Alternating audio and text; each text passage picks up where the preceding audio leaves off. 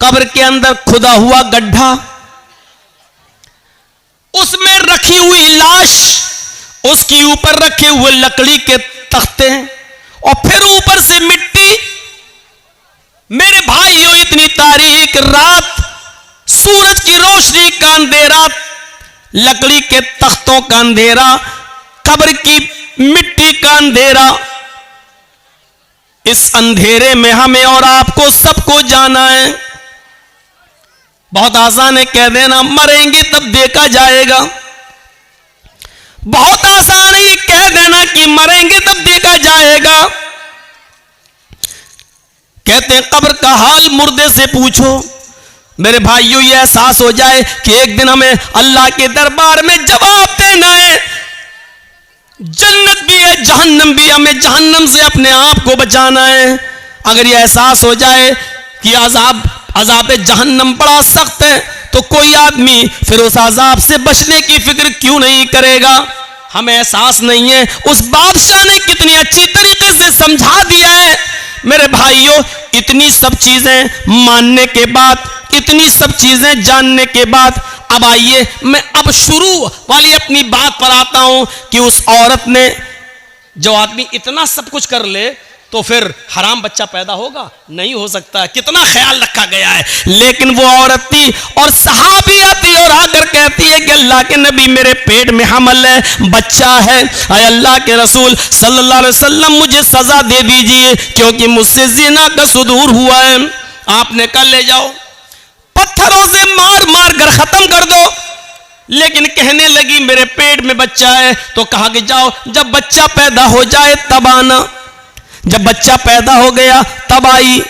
कहा अब इसको मार दो, खत्म कर दो। बच्चा रोने लगा। मां अपने बच्चे को जब दूध पिलाने लगी तो अल्लाह के नबी ने कहा खातून, अभी तुझे मारा नहीं जाएगा, अभी कत्ल नहीं किया जाएगा। ये बच्चा जो नाजायज बच्चा है, जो जिना की पैदावार है, अभी तेरे दूध की जरूरत है इस बच्चे को, अभी तुझे नहीं मारा जाएगा। इतनी तमाम बंदिशों के बावजूद वो औरत कबूल करती है कि ये नाजायज बच्चा है। सोचिए मेरे भाइयों, ये हराम औलाद है, लेकिन उस हराम बच्चे को भी अल्लाह के रसूल पेट में मारने की इजाजत नहीं दे रहे, खत्म करने की इजाजत नहीं दे रहे हैं। बच्चे के मां से कहा जा रहा है जब ये बच्चा तेरा दूध छोड़ दे तब तू आना।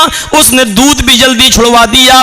आमतौर पर बच्चे 2 साल दूध पीते हैं, उसने 1 साल, 1.25 साल में, 1.5 साल में दूध छुड़ा दिया। फिर लेकर आई और कहने लगी अब बच्चा रोटी खाने लगा है। अल्लाह के नबी ने फरमाया, आया अल्लाह की बंदी, अब मेरे पास कोई बहाना नहीं है कि मैं तुझे छोड़ सकूं। आए सहाबा, जाओ और इसको ले जाकर सीने के बराबर गाड़ कर इस औरत को पत्थरों से मार मार के खत्म कर दो।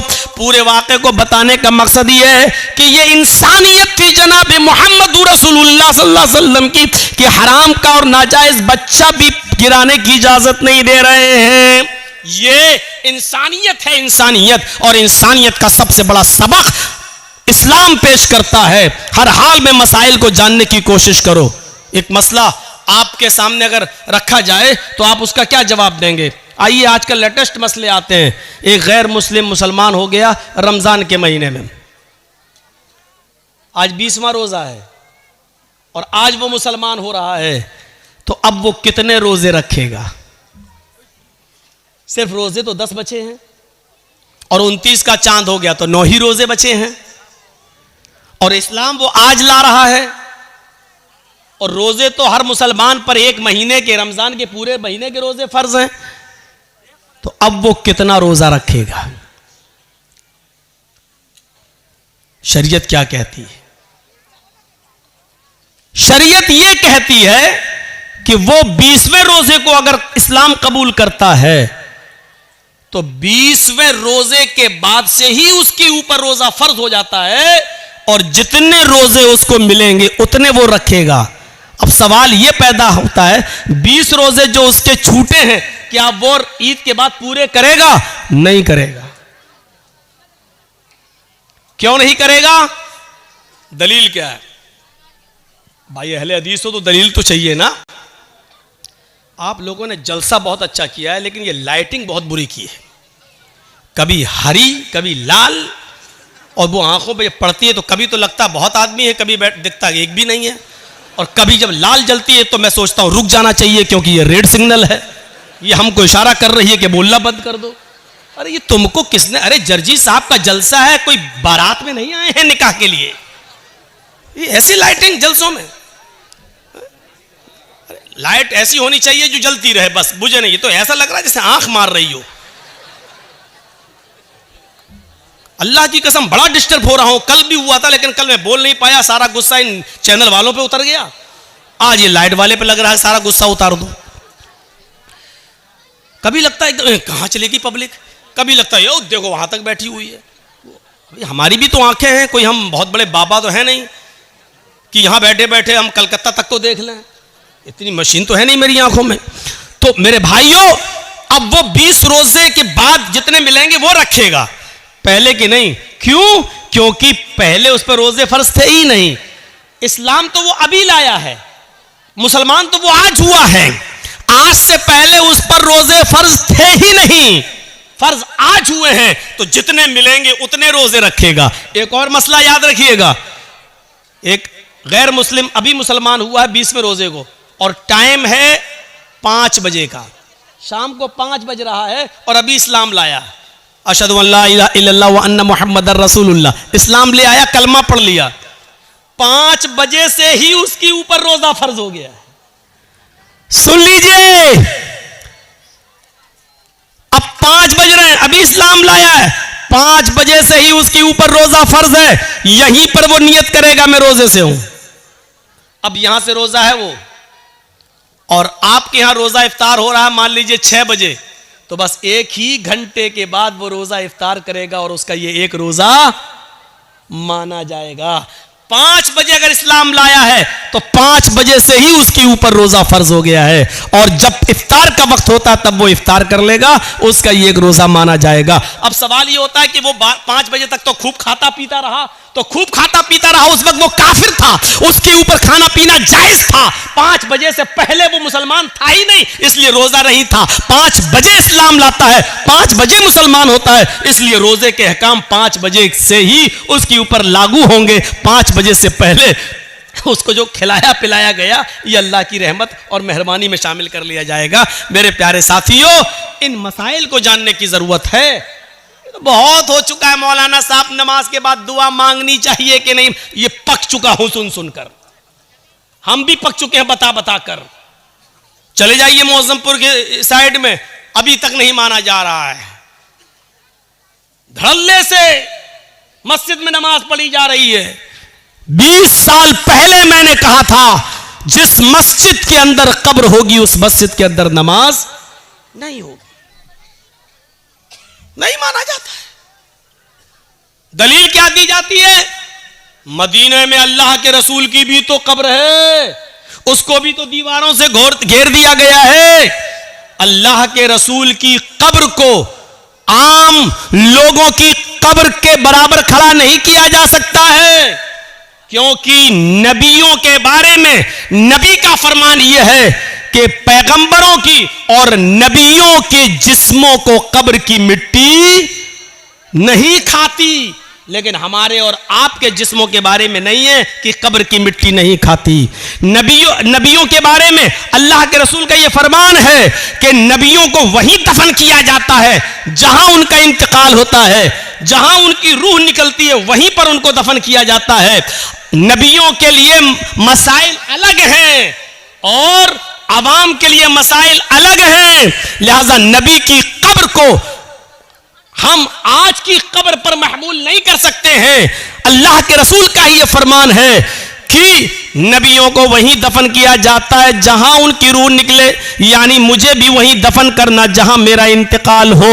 नबी अकरम ने यह फरमा कर साफ कर दिया कि मेरी कब्र वहीं होगी जहां मेरा इंतकाल होगा। नबियों की कब्र को खोद कर नहीं निकाला जा सकता है, लेकिन किसी इंसान को गाड़ दिया जाए, किसी इंसान को दफन कर दिया जाए और पता चले कि यहां तो मस्जिद थी, मस्जिद में एक आदमी को दफन कर दिया गया, अगर 10 साल बाद 20 साल बाद भी पता चले तो फिर उस कब्र को खोदा जाएगा, अगर उसमें से कुछ हड्डियां मिलती हैं तो उनको निकाला जाएगा और उनको मुसलमानों के कब्रिस्तान में मुंतकिल कर दिया जाएगा और कब्र को जमीन के लेवल पर करके उस पर नमाज पढ़ी जाएगी। अगर 10, 15, 20 साल के बाद अगर उसमें हड्डियां भी ना मिले, जब कब्र को खोदा जाए तो उसमें हड्डियां भी ना मिले, क्योंकि जिस्म इंसान का मिट्टी से बना हुआ और जिस्म को मिट्टी बन जाना है। अब अगर हड्डियां नहीं मिलती हैं तो उस कब्र से 1-2 तसला, 1-2 बड़ा बर्तन भरकर मिट्टी निकाली जाएगी और उसको मुसलमानों के कब्रिस्तान में मुंतकिल कर दी जाएगी और इस कब्र को जमीन के बराबर करके उस पर नमाज पढ़ी जाएगी। लेकिन मसला है वो अपनी जगह पर कायम रहेगा। आप उसकी चाहे कितनी दीवारें खड़ी कर दें, चारों तरफ से उसको कितना भी घेर दें, लेकिन जिस कब्र मस्जिद के अंदर कब्र है उस मस्जिद के अंदर नमाज नहीं होगी, नहीं होगी, नहीं होगी। ये उसी नबी का फरमान है जिस नबी का फरमान ये है कि नबियों को वहीं दफन किया जाता है जिस जगह नबियों का इंतकाल होता है। उसी नबी का ये भी फरमान है कि अपने घरों को कब्रिस्तान मत बनाओ। ये भी कहा उसी नबी ने, लानतुल्लाहि अलल यहूदी वन नसारा इत्तखज़ू कुबूर अंबियाहिमुल मसाजिद। अल्लाह की लानत हो यहूद और नसारा पर जिन्होंने अपने अपने नबियों की कब्रों को मस्जिद बना लिया है। मेरे भाइयों, कब्रों को मस्जिद नहीं बनाया जा सकता है, मस्जिद में कब्र नहीं बनाई जा सकती है। लिहाजा इस हदीस को अपनी जगह पर, ये मसले पुराने हो चुके हैं, अब लेटेस्ट मसाइल की तरफ आइए, नए नए मसाइल की तरफ आइए। वक्त की ज़रूरत है नए मसाइल की तरफ आना। तो ये मसले तो बहुत पुराने हो चुके हैं, तो हमें इन मसलों को जानने की ज़रूरत है। जहां इस्लाम ने एहतराम इंसानियत बताई है वहीं इस्लाम के अंदर एहतराम मुस्लिम भी बताया गया है। अच्छा, अब ये अंदाजा लगाओ, जब अल्लाह ये कह रहा है कि पड़ोसी के बच्चों को प्यार और मोहब्बत की नज़र से देखो, तो इसका मतलब क्या हुआ? अपने बच्चों से कितना प्यार करो। ये आप अंदाजा लगा सकते हैं ना। जो इस्लाम दूसरों के बच्चों से मोहब्बत करने का हुक्म दे रहा हो तो उससे अंदाजा लगाओ कि फिर अपने बच्चों से कितनी मोहब्बत होनी चाहिए। जो इस्लाम पूरी इंसानियत के साथ अच्छा सलूक करने का हुक्म दे रहा हो तो फिर मुसलमानों के साथ अच्छा सलूक करने का उसमें कितना हुक्म होगा। या अय्युहल्लज़ीना आमनुत्तकुल्लाह हक्का तुकातिह वला तमूतुन्ना इल्ला व अंतुम मुस्लिमून वातसिमू बिहब्लिल्लाहि जमीअन वला तफर्रकू। इसके बाद वज़कुरू निअमतल्लाहि अलैकुम इज़ कुंतुम अअदाअन फ़अल्लफ़ बैन क़ुलूबिकुम फ़अस्बहतुम बिनिअमतिही इख़वाना। याद करो, आए मुसलमानों, याद करो उस दिन को, उस दौर को याद करो। वज़कुरू निअमतल्लाहि अलैकुम इज़ कुंतुम अअदाअन, कि तुम आपस में एक दूसरे के दुश्मन थे। फ़अल्लफ़ बैन क़ुलूबिकुम, अल्लाह ने तुम्हारे दिलों में उल्फत डाल दी। फ़अस्बहतुम बिनिअमतिही इख़वाना, तो तुम अल्लाह की इस नेमत से, इस्लाम की नेमत से, कुरान की नेमत से, नबी की नेमत से तुम आपस में भाई भाई हो गए। अल्लाह ने हमें उस दौर को याद दिलाया जब हम आपस में एक दूसरे के दुश्मन थे। एक एक रोटी और एक एक बोटी के पीछे हम एक दूसरे का कत्ल कर दिया करते थे। एक गांव के एक आदमी की बकरी दूसरे के गांव के खेत में, एक आदमी के खेत में चली गई, इतनी सी बात को लेकर झगड़ा शुरू होता है दोनों कबीलों और दोनों खानदानों के बीच में। जानते हो ये लड़ाई कितने दिन तक चली? ये लड़ाई 27 साल तक चली। ये लड़ाई 27 साल तक, और 27 साल के बाद जब ये लड़ाई बंद होती है तो दोनों तरफ से मरने वालों की तादाद गिनी जाती है, तो मरने वालों की तादाद थी 40,000।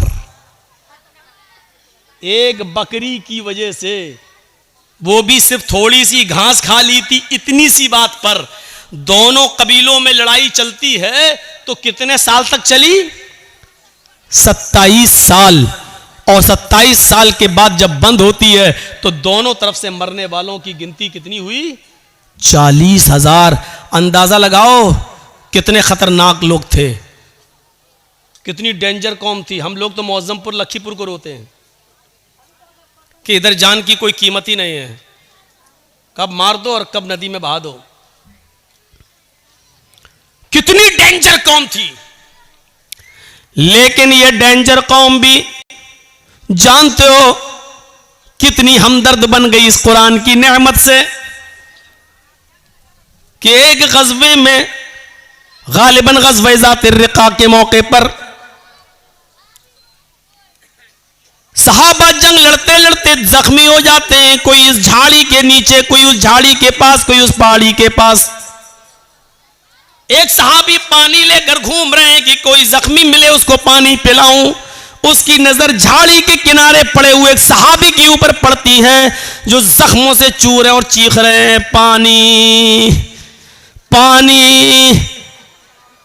ये सहाबी उसके पास पहुंचते हैं, उनको उठाते हैं, सर पकड़कर अपनी रान के ऊपर रखते हैं, उनको पानी का गिलास उनके मुंह में रखते हैं, देते हैं कि पानी पियो। जैसी पानी का गिलास उनके होठों तक जाता है, अभी वो पीते नहीं कि दूसरी झाड़ी से आवाज आती है, पानी, काश मुझे भी पानी मिल जाए, या थोड़ा सा पानी तुम मेरे लिए भी छोड़ देना।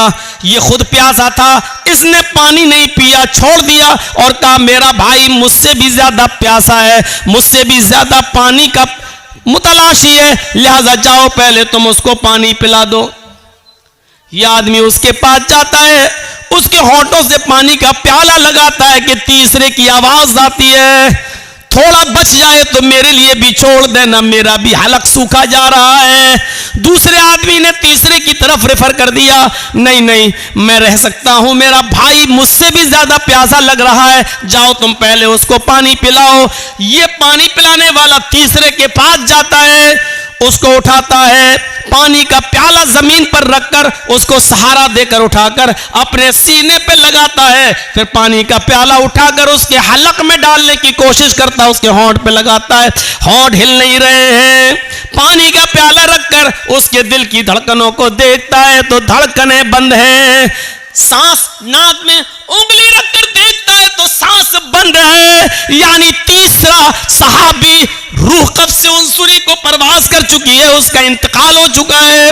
इसने तीसरे को जमीन पर लिटाकर दूसरे के पास लौट कर आया, चलो ये तीन ही थे, अब दूसरे को ही पिला दे। जब दूसरे के पास जाता है तो क्या देखता है, वो भी मुस्कुराते हुए चेहरे के साथ लेटा हुआ है और उसकी भी सांसें बंद हो चुकी हैं। वो जल्दी से भागा कि पहले के पास चलूं, क्या देखता है कि पहला भी जहां जाफरी के सुपुर्द कर चुका है, पहला भी अल्लाह को प्यारा हो चुका है, इस सहाबी की भी जान जा चुकी है। जो कौम 27 साल तक लड़ती हो, जो कौम 40,000 लोगों के मरने के बाद भी जिनकी तलवारें खून की प्यासी रहती हो, ऐसी डेंजर कौम को अल्लाह के नबी ने कैसा बनाया कि एक सहाबी दूसरे के लिए अपनी जान देने लगे, एक सहाबी दूसरे के लिए अपनी जान न्यौछावर करने लगे। एक सहाबी ने इसलिए पानी नहीं पिया कि मेरा भाई मुझसे ज्यादा प्यासा है, और दूसरे ने इसलिए नहीं पिया कि तीसरा मुझसे भी ज्यादा प्यासा है। जरा आप अंदाजा लगा सकते हैं ये कौन सा जज्बा था, एक आदमी दूसरे के लिए अपनी जान दे रहा है। इसी को कुरान कहता है, वज़कुरू निअमतल्लाहि अलैकुम इज़ कुंतुम आदान फ़अल्लफ़ बैन क़ुलूबिकुम फ़अस्बहतुम बिनिअमति इख़वाना। आए लड़ने वालों, झगड़ने वालों, उस दौर को याद करो, उस जमाने को याद करो जब तुम आपस में एक दूसरे से लड़ते थे, जब आपस में तुम एक दूसरे की गर्दनें उड़ाया करते थे, तुम आपस में एक दूसरे के हरीफ थे, एक दूसरे के दुश्मन थे। फ़अल्लफ़ बैन क़ुलूबिकुम, अल्लाह ने तुम्हारे दिलों में उल्फत डाल दी। ये होता है मुसलमान, एक मुसलमान दूसरे मुसलमान के लिए। अपने लिए तो सभी जीते हैं, दूसरों के लिए जीना असल जीना, दूसरों के लिए। इसलिए फरमाया अल मुस्लिमु मन सलिमल मुस्लिमून मिन लिसानिही व यदिही।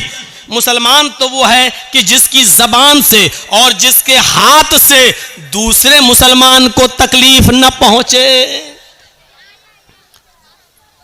पहले जबान का लफ्ज है, मिन लिसानी व यदी, और जिसके हाथ से।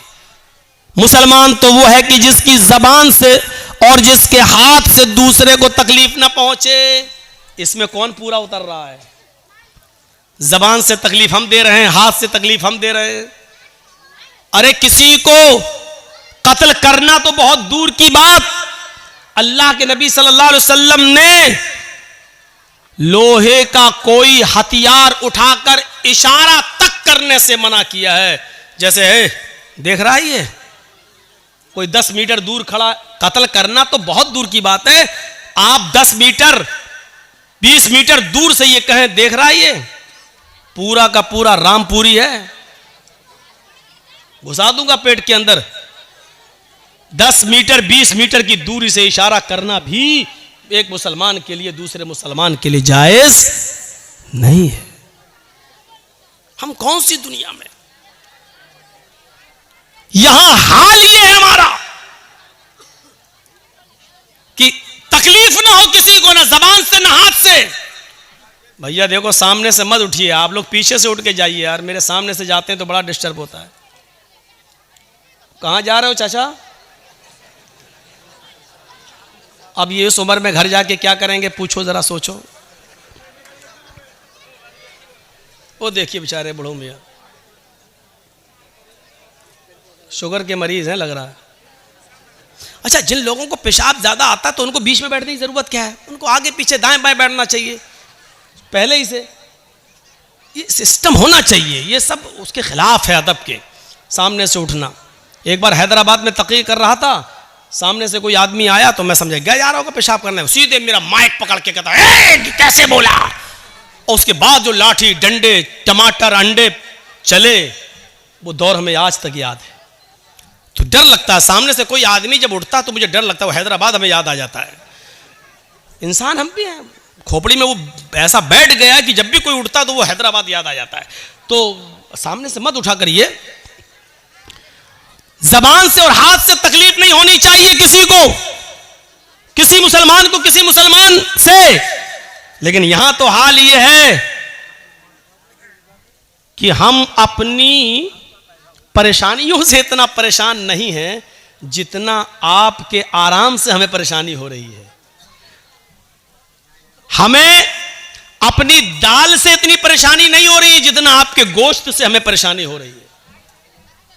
हमारे घर में क्या पका है उससे परेशानी नहीं हो रही है, आपके घर में कुकर की सीटी से आने वाली बिरयानी की खुशबू हमें और परेशान कर देती है कि ये आदमी हमसे ज्यादा अच्छा कैसे खा रहा है। ये सूरत हाल हो चुकी है आज की। हम दूसरे को बर्बाद करने के चक्कर में लगे हुए, मिटाने के चक्कर में लगे हुए हैं। और आदमी ये नहीं सोचता कि आप दूसरे के लिए जो कुआं खोद रहे हैं उसमें आप भी गिर रहे हैं।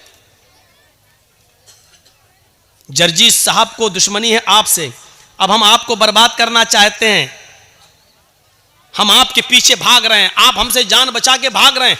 आप उतना नहीं थक रहे हैं जितना मैं थक रहा हूं। क्यों? क्योंकि मुझे पकड़ना है आपको, तो आपसे ज्यादा तेज रफ्तारी से मैं दौड़ूंगा तभी आपको पकड़ पाऊंगा। तो आप उतना नहीं थक रहे हैं, उससे ज्यादा मैं थक रहा हूं। वो आदमी उतना बर्बाद नहीं हो रहा है जितना हम उसको बर्बाद करने में अपने आप को बर्बाद कर रहे हैं। एक आदमी की जमीन का झगड़ा चला दूसरे आदमी से, दूसरे आदमी को 1 लाख की जमीन है लेकिन हमें चाहिए, हमारा पावर है। वो पुलिस में रिपोर्ट करके कोर्ट मुकदमा करके सोचता ले लेंगे, लेकिन जमीन 1 लाख की, लेकिन 1 लाख रुपए की जमीन लेने के लिए 3 लाख बर्बाद कर चुका अब तक कोर्ट कचहरी बर्बाद करके।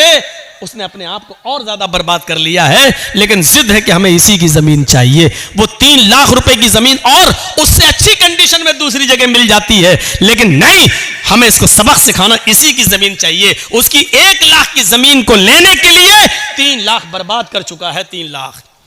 मेरे इटावा में एक मौलवी है जो हमें बर्बाद करने के चक्कर में हमारा 5 लाख बर्बाद हुआ तो वो 20 लाख बर्बाद कर चुका है। कितने ये जो टीवी पे जो खबरें आती है ना, ममता का मौलाना और जो जहरीला मौलाना, मैं भी सोचता हूं ये टीवी वालों को देता कौन है। बाद में पता चला कि वो इटावे का मौलाना ही यूट्यूब से कटिंग कर करके निकाल के योगी मोदी के खिलाफ जो हम बोले उसको कटिंग कर करके पैसा दे दे के चलवाता है कि ताकि ये मौलाना के ऊपर FIR हो जाए। अगर हमें बचने के लिए मेरा 2-4-5 लाख खर्च हुआ तो वो बेचारा अब तक 20 लाख खर्च करके अपने आप को बर्बाद कर चुका है। और इसके बाद भी हालत ये है कि पूरे हिंदुस्तान में एक भी जगह अब उसको बुलाया नहीं जा रहा है, उसको निमंत्रण नहीं दिया जा रहा है, उसको कहीं दावत तक नहीं दी जा रही है, क्योंकि वो आदमी, जाति दुश्मनी तो एक दूसरे की माफ की जा सकती है, लेकिन जमाती दुश्मनी बहुत बुरी होती है। उसने पूरे जमात के साथ जो धोखाधड़ी की है, इसी वजह से कोई उसको दावत नहीं दे रहा है। और हम उसके खिलाफ कोई एक्शन इसलिए नहीं लेते हैं कि मरे हुए को मारना मेरी आदत नहीं है। मुझे महात्मा गांधी का वो कौल याद आता है कि किसी को मारना हो तो उसका नाम लेना छोड़ दो, उसको नाम मत लो, अपने आप मर जाता है। अब देख लीजिए कि उत्तर प्रदेश के चुनाव में एक साहब हैं, वो मुसलमान बहुत करते रहते हैं। आजकल वो बहुत चिल्ला रहे हैं, सपा ने क्या किया, समाजवादी पार्टी के दल्लो, ऐसी तमाम भाषाएं इस्तेमाल की जा रही हैं सिर्फ मुसलमानों में प्रचार करने के लिए। लेकिन उसके जवाब में अखिलेश ने एक बात भी नहीं कही है, ना उसका जवाब दिया जा रहा, ना उसका नाम लिया जा रहा है। इसका नतीजा यह निकला कि पूर्वांचल में चले जाओ या पश्चिम में चले जाओ, जो पहले कुछ वोट मिलने वाले भी थे, बंटने वाले थे, चुनाव से 2 दिन पहले सब ऐसे एक हुए, ऐसे इकट्ठे हुए कि उन्होंने सोचा कि नहीं, पहले अपने आप को बचाओ, इसी में भलाई है, इसी में भलाई है, पहले अपने आप को बचाओ। और ये अक्लमंदी का तकाजा है मेरे भाइयों, ये अक्लमंदी है कि हर आदमी को, हम तो बार बार कहे हैं, मेरे मोबाइल में आज तक मेरे घर यही रखा हुआ है, अभी 4-5 दिन पहले चलाया है, अभी जी हिंदुस्तान ने मेरे खिलाफ, और अभी चिल्लाया, देखिए ये लखनऊ में जो ममता बनर्जी आई हैं, ये मौलाना जर्जीस की प्लानिंग का एक हिस्सा है। अब बताइए, ये जी हिंदुस्तान ने चलाई है, मेरे पास रखी हुई है वो रिकॉर्डिंग। मैं जब टीवी में आ रहा था मैंने वो बना लिया, उसकी वीडियो बना ली, 2 मिनट की मैंने वीडियो बना ली कि देखिए ये उसी प्लानिंग का हिस्सा है। मौलवी जर्जीस जो बंगाल में बोला, ममता बनर्जी वही लखनऊ में बोल रही हैं। इनकी दोनों की भाषा एक है, ये सब मुसलमानों को एक करने के लिए आए हैं। जर्जीस ने बंगाल में मुसलमानों को एक किया, ममता बनर्जी यहां उत्तर प्रदेश में मुसलमानों को एक करने आई। यानी इस तरीके से ये बोला जा रहा है, इस तरीके से। लेकिन अक्लमंदी का तकाजा है। मैंने शायद कहीं मिसाल दी थी मेरे भाइयों की, जंगल में शेर और भेड़िया और लोमड़ी, इन तीनों ने शिकार के लिए तीनों निकले। जंगल में शेर, भेड़िया और लोमड़ी, जानते होंगे लोमड़ी, फॉक्स, ये तीनों जानवर शिकार के लिए निकले। शेर ने हिरन मारा, भेड़िए ने बकरी का शिकार किया और लोमड़ी ने खरगोश मारा। अब शेर ने कहा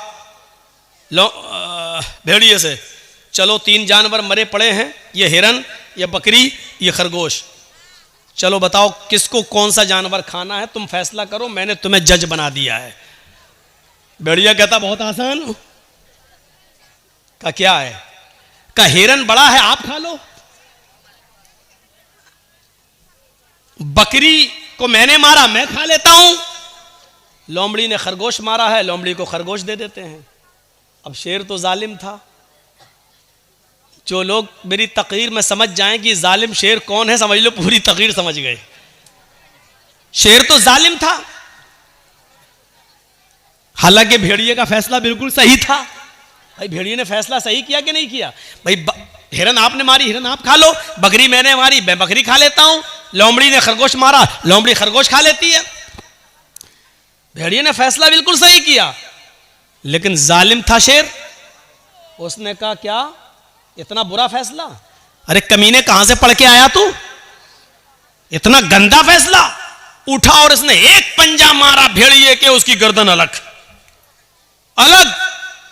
कमीना इतना बुरा फैसला, फैसला करना भी नहीं जानता, मेरे सामने उसकी जुर्रत देखो, इतना घटिया फैसला। लोमड़ी से कहा ए तू फैसला कर।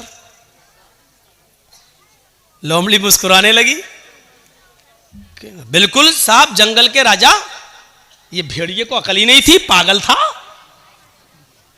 बिल्कुल गलत फैसला किया इसने। कहा अच्छा तुम फैसला करो। लोमड़ी ने कहा बहुत आसान है साहब, ये तीनों जानवर आपके हैं और अब तो भेड़िया भी आपका है। क्या मतलब? कहा हिरन आप सुबह खा लीजिए, बकरी शाम को खा लीजिए, और दोपहर में भूख लगे तो मुंह का जायका बदलने के लिए खरगोश खा लीजिए। आप जंगल के राजा हैं, आप नहीं खाएंगे तो कौन खाएगा? शेर ने कहा वाह वाह लोमड़ी वाह, यह है अच्छा फैसला। इतना अच्छा फैसला तुझे किसने सिखाया? लोमड़ी ने कहा इसी भेड़िए की कटी हुई गर्दन ने। हजरत इसी भेड़िए से सीखा है मैंने ये फैसला। अगर मैं आज ये फैसला ना करती तो मेरा भी यही हाल होता। मैंने उत्तर प्रदेश में यही बात कह दी। मैंने कहा जालिम बादशाह से बचने के लिए भेड़िया मत बनो, सही फैसला करने की कोशिश मत करो, वरना हक बात कहने पर भी मारे जाओगे। अक्लमंदी यह है कि लोमड़ी ने फैसला गलत किया जरूर था, लेकिन अक्लमंदी यह थी कि उसने अपने आप को बचा लिया। हमने कहा लोमड़ी बन जाओ, अपने आप को बचा लो, वरना शेर ऐसा झपट्टा मारेगा कि भेड़िए की तरह पड़े रहोगे, यही गर्दन पड़ी रहेगी तुम्हारी। इतना मैंने कहा, उत्तर प्रदेश के लोगों की भी अकल में आ गई, बात सही कह रहे हैं मौलाना साहब। इस वक्त ज्यादा मुसलमान हक हक मत चिल्लाओ, ज्यादा चिल्लाएंगे तो ना हमें हक मिलेगा, ना यही आएगा, ना हम जिसको देना चाह रहे हैं वो आएगा, और दूसरा आएगा वो कहेगा ठोको बुलडोजर, यही करता रहेगा। इसलिए बेहतर यह है कि लोमड़ी की तरह अक्लमंदी से काम ले लो। तो मेरे भाइयों, ये अक्लमंदी और दानिशमंदी है। कभी कभी अक्लमंदी और दानिशमंदी से भी काम लिया जाता है। अल्लाह के रसूल के पास एक सहाबी आए, कहा अल्लाह के नबी मेरे अंदर 4 बुराइयां पाई जाती हैं। मैं शराब भी पीता हूं, मैं जिना भी करता हूं, मैं चोरी भी करता हूं और मैं झूठ भी बोलता हूं। बताओ इन चारों में से एक छोड़ सकता हूं, क्या छोड़ूं? जबकि बुराइयां तो चारों हैं, हराम तो चारों हैं। अल्लाह के नबी से कहता 4 नहीं, 1 छोड़ सकता हूं, बताओ क्या? अल्लाह के नबी ने कहा अच्छा काम कर, झूठ छोड़ दे। कहा अल्लाह के नबी मैं तो बड़ा अक्लमंद समझता था, आप झूठ छोड़ने को कह रहे हैं? कहा नहीं नहीं झूठ छोड़ दे। अब वो शराब पीने के लिए गया तो सोचने लगा अल्लाह अगर शराब पीऊंगा, अल्लाह के नबी ने कल पूछ लिया कि शराब पीती कि नहीं पीती और मैंने कह दिया हाँ पी थी, तब तो मेरी कोड़े मारे जाएंगे, क्योंकि हम खुद कबूल कर रहे हैं। और अगर कह दिया कि नहीं तो ये झूठ होगा, और मैंने वादा किया कि झूठ नहीं बोलूंगा, शराब छोड़ दी। अब जिना करने गया तो कहने लगा अल्लाह के रसूल ने अगर पूछ लिया कल जिना किया था कि नहीं, और मैंने कह दिया हाँ किया था, तब तो पत्थरों से मार मार के हमें खत्म कर दिया जाएगा। और अगर कह दिया नहीं तो झूठ होगा, और मैंने अल्लाह की कसम खा के वादा किया कि झूठ नहीं बोलूंगा, चलो जिना भी नहीं करता हूं। अब चोरी करने गया, कहने लगा कि अल्लाह के रसूल ने पूछ लिया कल सुबह चोरी की थी कि नहीं, मैंने कह दिया हाँ तो हाथ काटा जाएगा, और अगर कह दिया नहीं तो झूठ होगा, नहीं मैं चोरी भी नहीं करूंगा। सुबह होकर अल्लाह के नबी के पास आया, कहता कि मैं तो समझता था कि आपने बड़ा वैसा फैसला, आपने तो बड़ी अक्लमंदी से कहा झूठ छोड़ दो, मान गया आप बड़े अक्लमंद हैं।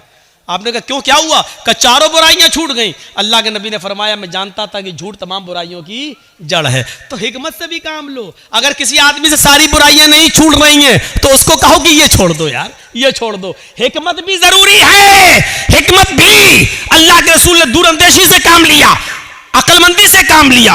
हमें भी हर वक्त अक्लमंदी से काम लेने की जरूरत है, अक्लमंदी से काम लेने की जरूरत है। आज हमारी यही सूरत हाल हो चुकी है मेरे भाइयों कि हम अपनी परेशानियों से इतना परेशान नहीं है जितना हम दूसरे के सुख से परेशान हैं। हमारी हालत ये हो चुकी है।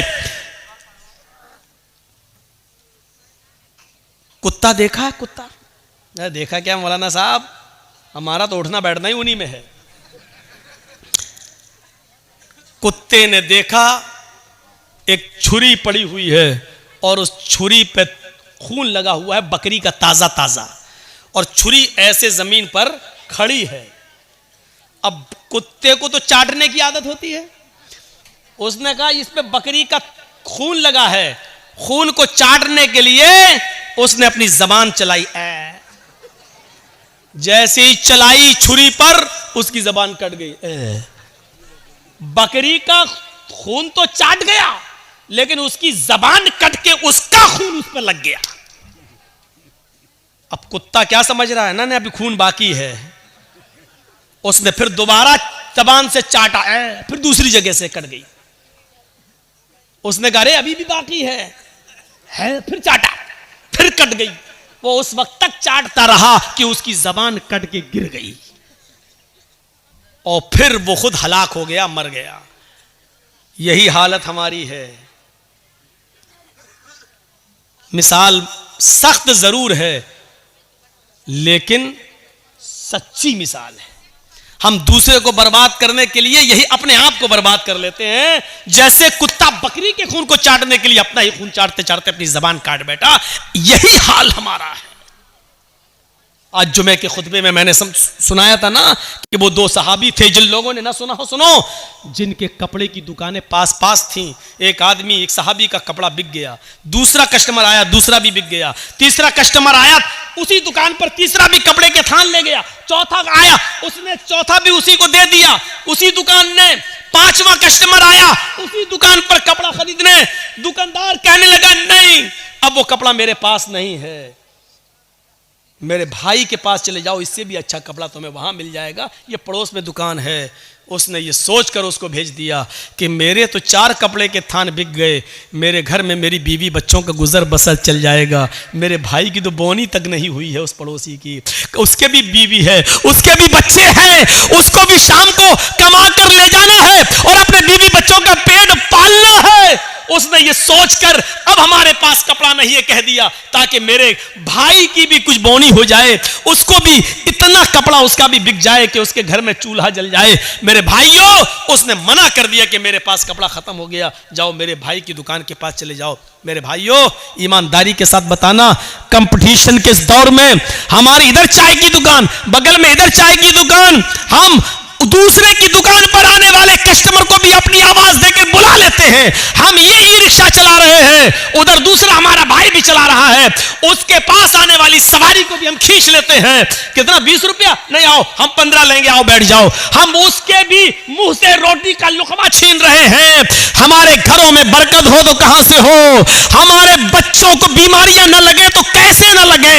हमारे माँ बाप को बीमारियां और कैंसर जैसी बीमारियों में मुलव्वस न हो तो क्यों न हो? क्योंकि हमने रोजी रोटी के सारे नाजायज तरीके इस्तेमाल कर रखे हैं। हम तो अपने भाई की खुशी देखना ही नहीं चाहते हैं। हम अपने दुकान के होते हुए दूसरे की दुकान पे कस्टमर आता हुआ देखना ही गवारा नहीं कर सकते हैं। मेरे भाइयों, इस्लाम की तालीम ये तो नहीं थी, इस्लाम की तालीम ये तो नहीं थी। इमाम अहमद इब्न हंबल रहमतुल्लाह अलैह के पास एक बूढ़ी औरत आती है और सुनो, आए बीड़ियों का धंधा करने वालों सुनो, आए तंबाकुओं के धंधे करने वाले सुनो, आए सूद और ब्याज के खाने वालों सुनो, आए लंबे चौड़े बैंक बैलेंस बनाने वालों सुनो, आए बैंकों की नौकरियां करने वालों सुनो। इमाम अहमद इब्न हंबल रहमतुल्लाह अलैह के पास एक बूढ़ी औरत आती है और कहती है, इमाम मोहतरम, कहा जी एक मसला पूछने आई हूं, मेरी माँ बहनें सुने। उस जमाने की औरतें, और वो भी बूढ़ी औरतों में कितना तकवा हुआ करता था। कहा इमाम साहब, मैं चरखा चलाती हूँ। चरखा तो जानते हैं ना? मैं चरखा चलाती हूँ, दूसरे लोग अपना सूत दे जाते हैं धागा, मैं उसको बना के फिराती हूँ और उनसे मजदूरी लेती हूँ। कभी दिन में और कभी ओवर टाइम करती हूँ तो रात में भी चलाती हूँ। मैं चिराग जलाकर मैं चरखा चलाती हूं। जब मेरे पास तेल होता है तो मैं चिराग अपना जलाती हूं और सूत फिराती हूं। इमाम साहब, उसकी मजदूरी मैं लेती हूं। कहा इसमें बुराई क्या है? कहा मैं ये नहीं पूछने आई हूं कि बुराई क्या है, मैं ये पूछने आई हूं कि कभी कभी मेरे पास चिराग जलाने के लिए तेल नहीं होता है। अच्छा, तो मैं सोने के लिए बिस्तर पर जाना चाहती हूं, लेकिन देखती हूं कि पड़ोसी के घर में चिराग जल रहा है और उसके घर के चिराग की रोशनी मेरे आंगन में आ रही है। मैं अपना चरखा लेकर उस आंगन में बैठ जाऊं और उस पड़ोसी के घर से जो चिराग जल रहा है, मैं मांगने नहीं गई उसकी रोशनी, लेकिन उसकी रोशनी ऑटोमेटिक मेरे घर में आ रही है। अगर मैं उसके चिराग की आने वाली रोशनी में अगर सूत फिरा लूं और चरखा चला लूं और ये चलाकर मैं अपने मालिक से उसकी मजदूरी ले लूं, तो ये कमाई मेरे लिए हराम तो नहीं होगी? मेरे लिए ये मजदूरी हराम तो नहीं होगी, मैंने चोरी नहीं की है, मैंने उससे चिराग का तेल नहीं मांगा है, उसके घर में चिराग जल रहा है और उसकी रोशनी मेरे घर आ रही है, उसकी रोशनी मेरे घर आ रही है। अगर मैं उसकी रोशनी में सूद फिरा लूं और इसकी मजदूरी में ले लूं तो ये मेरे लिए हराम तो नहीं होगी। ये खाकर कहीं मैं अजाब कब्र की मुस्तहिक तो नहीं बनूंगी, कहीं मैं जहन्नम में तो नहीं जाऊंगी। अहमद इब्न हम्बल रहमतुल्लाह अलैह फरमाते हैं, खातून माँ तेरे सवाल ने अहमद इब्न हम्बल के इल्म को आज शर्मिंदा कर दिया। काबे के रब की कसम, तेरे इस मसले का जवाब अहमद इब्न हम्बल के पास नहीं है। कहने लगी, इमाम साहब फिर आपसे बड़ा आलिम इस बस्ती में कोई है ही नहीं, फिर मैं ये किससे मसला पूछूं। उन्होंने कहा, सुन मेरी माँ, जहां तक कयास का नतीजा है, कयास का तकाजा है, तो जहां तक मेरा इल्म है मैं उस इल्म की रोशनी में कयास लगाकर अंदाजे से ये कह सकता हूं कि इसमें कोई हर्ष तो नहीं लग रहा है। क्यों? क्योंकि तू मांगने नहीं जा रही है, वो अचानक आ रही है। तेरे घर में भी दीवार नहीं है और उसके घर में भी कोई दीवार नहीं है और उसके चिराग की रोशनी आ रही है तेरे घर, तो इसमें तेरा क्या कसूर है? बज़ाहिर तो इसमें कोई बुराई नहीं लग रही है, लेकिन अगर तुम्हारा दिल आमादा नहीं है तो मेरी मां इससे भी बच जाओ तो बेहतर है, इससे भी परहेज कर लो तो बेहतर है, इससे भी, क्योंकि वो है तो दूसरे ही की रोशनी, है तो दूसरे ही की रोशनी। बहरहाल अगर तुम इससे भी परहेज कर लो तो ये ज्यादा बेहतर है तुम्हारे लिए। जब वो औरत वहां से जाने लगी बुढ़िया, तो इमाम अहमद इब्न हम्बल ने लोगों से पता लगवाया कि ये किसकी बेटी है, इसके बाप का क्या नाम था। बताया होगा किसी ने कुछ जो मेरे जहन में नहीं रहा। अहमद इब्न हम्बल फरमाते हैं कि आज के जमाने में ऐसी बूढ़ी औरतें मौजूद हैं, जरूर इसका बाप कोई आलिम कुरान होगा, आलिम हदीस होगा, क्योंकि ऐसी तरबियत अपनी औलाद के अंदर कोई बड़ा आलिम ही पैदा कर सकता है। बुढ़ापे की इस दहलीज पर पहुंचकर भी इस औरत की हालत यह है, इस बुढ़िया की हालत यह है कि पड़ोस से आने वाली रोशनी में भी, उस चिराग की रोशनी में भी चरखा चलाने के बारे में सोच रही है कि ये चरखा चलाएंगे तो ये कमाई मेरे लिए हलाल होगी या हराम।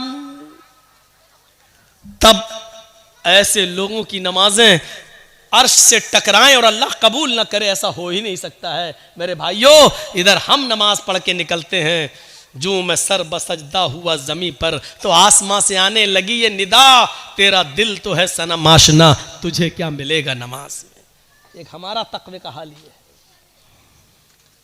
एक हमारी परहेजगारी का हाल यह है कि यहां से निकले नमाज पढ़ के, मालिकी यौमिद्दीन, तू कयामत के दिन का पूरा पूरा मालिक है। इय्याका नअबुदु व इय्याका नस्तईन, तेरी ही इबादत करते हैं, तुझसे ही मदद मांगते हैं। इहदिनस सिरातल मुस्तकीम, जो सीधा रास्ता उस पे चला और तमाम बुरे रास्तों से बचा ले। यहां ये दुआ मांग के हटे, सलाम अलैकुम व रहमतुल्लाह, सलाम अलैकुम व रहमतुल्लाह, जैसी सलाम फेरा और मस्जिद के बाहर निकलते ही जेब में बीड़ी रखी है निकाली और माचिस जलाई और सूरह दुखान की तिलावत शुरू,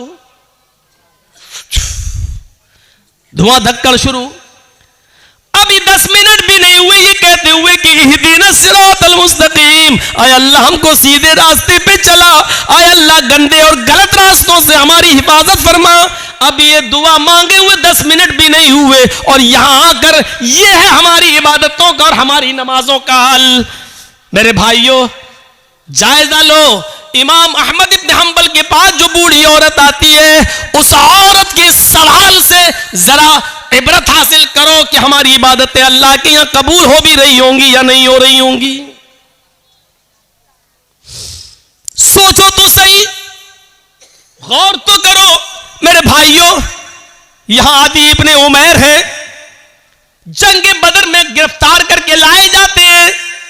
आदि इब्ने उमैर है, गिरफ्तार करके लाए जाते हैं, पकड़ के लाए जाते हैं, पैरों में बेड़ियां डाल दी जाती हैं, ये आदी इब्ने उमैर मुसाब इब्ने उमैर के भाई हैं, भाई मोमिन है और आदी काफिर है। मुसाब सहाबी और आदी काफिर, दोनों भाई हैं, सगे भाई हैं। अल्लाह के नबी सल्लल्लाहु अलैहि वसल्लम ने फरमाया कि जो गिरफ्तार करके काफिर लाए गए उनके पैरों में बेड़ियां डाल दो। आदी के पैरों में जब बेड़ियां डाली जाने लगी तो मुसाब इब्ने उमैर वहीं खड़े हो गए और जो उनके पैरों में बेड़ियां डाल रहा था सहाबी आदी इब्ने उमैर के पैरों में वहीं खड़े होकर मुसाब इब्ने उमैर कहने लगे, आए सहाबी अपने दोस्त से, आए दोस्त इसके पैरों में बेड़ियां जरा टाइट डालो, यहां से कस दो, मैं इसको अच्छी तरीके से जानता हूं, ये लॉक तोड़ने में, जंजीर तोड़ने में बड़ा माहिर है, यहां से टाइट कर दो वरना ये तोड़ के भाग जाएगा। जब मुसाब इब्ने उमैर ये कह रहे थे कि इसके पैरों में यहां से टाइट करो, यहां से टाइट करो, यहां से लॉक लगाओ, तो आदी इब्ने उमैर को इतना गुस्सा आ रहा था कि मारे गुस्से के आदी चीख पड़ा, आए मुसाब तुझे शर्म आनी चाहिए, तू उसी उमैर का बेटा है जिसका बेटा मैं हूं, तेरी रगों में उसी बाप का खून दौड़ रहा है जिसका खून हमारी रगों में दौड़ रहा है, लेकिन आज तुझे भाई कहते हुए शर्म आ रही है। तेरी गैरत कैसे गवारा कर रही है कि तेरी आंखों के सामने तेरे सगे भाई के पैरों में बेड़ियां डाली जा रही हैं और तू देख रहा है खड़े होकर, और देख ही नहीं रहा है बल्कि मशवरा दे रहा है कि यहां से टाइट करो। थूकता हूं तुझ पर भाई कहते हुए शर्म आती है तुझे। इधर मुसाब इब्ने उमैर कहते हैं चुप, खामोश, तू भाई है मेरा? नहीं, तू मेरा भाई नहीं है। आदी कहता है क्या उमैर तेरा बाप नहीं है? क्या मेरी मां तेरी मां नहीं है? क्या उमैर का खून तेरी रगों में नहीं दौड़ रहा है? क्या मेरी मां का दूध तेरी रगों में खून बनकर नहीं दौड़ रहा है? जवाब दिया, उमैर मेरा बाप है, ये सच है, तेरी मां मेरी मां ही सच है, तूने और मैंने एक ही मां का दूध पिया है, ये भी सच है, तेरी और मेरी रगों में एक ही बाप का खून दौड़ रहा है, यह भी सच है, लेकिन यह सच नहीं है कि तू मेरा भाई है। जानता है मेरा भाई कौन है? आदी ने कहा फिर कौन है अगर मैं तेरा भाई नहीं हूं? मेरा भाई वो है जो तेरे पैरों में बेड़ियां डाल रहा है? ये तेरा भाई है? हाँ, इसलिए कि मेरे भाई ने कलमा पढ़ा है, अशहदु अल्ला इलाहा इल्लल्लाह व अशहदु अन्ना मुहम्मदन अब्दुहु व रसूलुहु। बुखारी शरीफ की हदीस के इस वाक़े से हमें यह पता चलता है मेरे भाइयों कि इस्लाम लाने के बाद, ईमान कलमा पढ़ने के बाद, ला इलाहा इल्लल्लाह मुहम्मदुर रसूलुल्लाह का इकरार करने के बाद, इस्लामी रिश्ते से कलमे की बुनियाद पर अपने साथी की जो इज्जत होती है वो फिर सगा भाई भी वो दर्जा नहीं रखता है। क्या जवाब दिया? खूनी रिश्ते को कुर्बान कर दूंगा लेकिन कलमे की बुनियाद पर ये मेरा भाई है, इस रिश्ते को मैं कुर्बान नहीं करूंगा। आए आदि, तू मेरा भाई नहीं, मेरा भाई वो है जो मेरे पैरों में बेड़ियां डाल रहा है, इसलिए कि इसने कलमा पढ़ा है, अशहदु अल्ला इलाहा इल्लल्लाह व अशहदु अन्ना मुहम्मदन अब्दुहु व रसूलुहु। इस कलमे की बुनियाद पर ये मेरा भाई है, तू भाई नहीं है। ये होता है इस्लामी रिश्ता, और इस्लामी रिश्ता इतना अहम होता है कि उसके लिए खूनी रिश्ते को कुर्बान कर दिया जाता है। अरे कम से कम उतना ही करो जो अपने लिए पसंद करो, वो अपने भाई के लिए पसंद, अपने मुसलमान भाई के लिए पसंद कर लो, यही काफी, इतना ही करो। आज के जमाने में सईद इब्ने जुबैर को हज्जाज इब्ने यूसुफ की पुलिस ढूंढ रही थी, सईद इब्ने जुबैर को हज्जाज इब्ने यूसुफ की पुलिस ढूंढ रही थी, हुक्म था उसको पकड़कर जिंदा मेरे पास लाओ, उसको कत्ल किया जाएगा।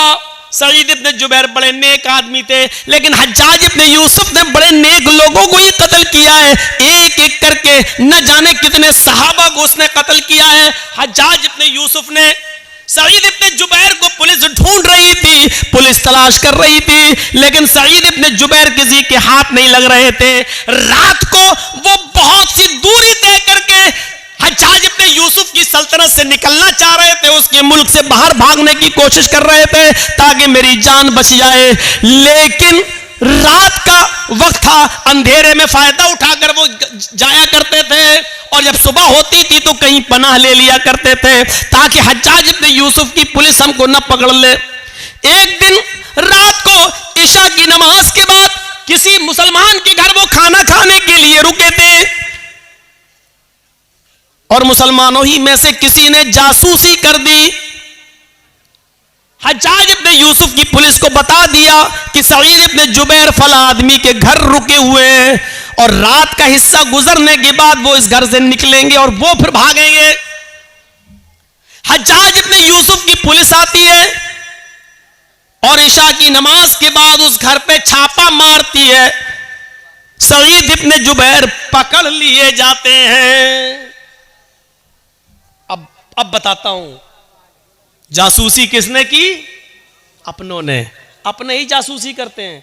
लॉकडाउन के मौके पर आपने देखा होगा हमारे उत्तर प्रदेश में तो वही हाल था, जब हर चीज का गोश्त बंद था, कुछ नहीं ले सकते थे और चोरी छुपे कोई अगर भैंस काट लेता था तो अपने ही लोग जासूसी करते थे, फला के घर में भैंस हुई है, और पुलिस आकर छापा मारती थी। जितने की भैंस नहीं उससे ज्यादा जुर्माना वसूल करती थी। अपने ही जासूसी करते हैं। इनाम का लालच होगा, इतना मिलेगा।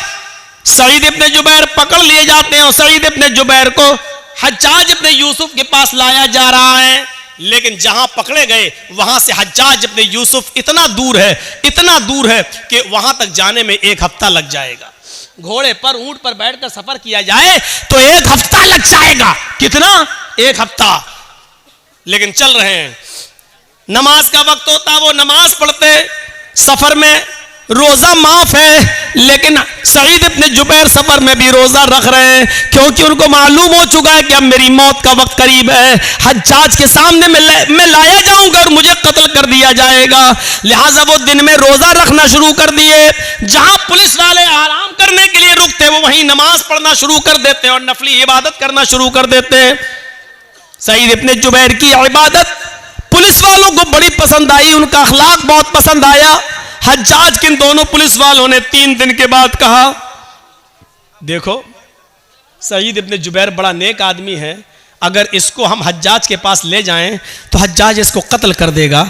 बेचारा बच्चों वाला आदमी है, बीवी बच्चे इसके महरूम हो जाएंगे और हज्जाज को क्या मालूम कि हमने इसको पकड़ा है। ऐसा करो, इस बेचारे को छोड़ देते हैं, ये नेक आदमी है, अच्छा आदमी है। हज्जाज तो जालिम है, वो इसको कत्ल कर देगा। इन दोनों पुलिस वालों ने आपस में सलाह और मशवरा किया कि इस नेक आदमी के कत्ल की जिम्मेदारी हम अपने ऊपर न लें, छोड़ देते हैं इसको।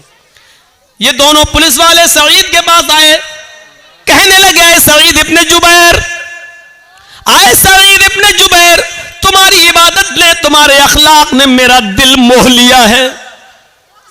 हम नहीं चाहते कि तुम्हें हज्जाज के पास लेकर चले, मेरा दिल चाहता है कि तुम्हें हम छोड़ दें। आए हज्जाज, ये रात का वक्त है, अंधेरे का फायदा उठाओ और तुम निकल जाओ। हज्जाज को तो मालूम नहीं है कि मैंने तुम्हें गिरफ्तार कर लिया है। हम उसके पास जाएंगे और कह देंगे कि हमें सईद इब्न जुबैर मिले ही नहीं। सईद इब्न जुबैर ने कहा, तुम्हारी बड़ी मेहरबानी, मैं कसीरुल अयाल हूं, मेरे बच्चे ज्यादा हैं, मेरी बीवी है, बच्चों का बोझ है मेरे ऊपर, अगर तुम मुझे छोड़ रहे हो तो ये तुम्हारा रहमो करम है मेरे ऊपर। अच्छा है, छोड़ दीजिए भाई, मैं आपका ये एहसान कभी भूलूंगा नहीं। उन्होंने कहा, एहसान की क्या बात है, आप मुजरिम नहीं है, हज्जाज आपका दुश्मन है, वो आपको कत्ल करना चाहता है। जाओ, आए सईद, मैंने तुम्हें छोड़ दिया है, जाओ चुपके से, जाओ, निकल जाओ। सईद इब्न जुबैर बड़े खुश होते हैं कि मुझे हज्जाज के पुलिस वालों ने छोड़ दिया, लेकिन उनकी खुशी ज्यादा देर तक न रही। वो थोड़ी दूर तक आगे गए होंगे, जैसे यहां से मौजमपुर बस आपका स्टैंड 1 किलोमीटर तकरीबन गए होंगे, मुश्किल से 1 किलोमीटर गए होंगे, और जाने के बाद वहां कुछ सोचने लगते हैं और सोचकर फिर वहां से वापस आते हैं।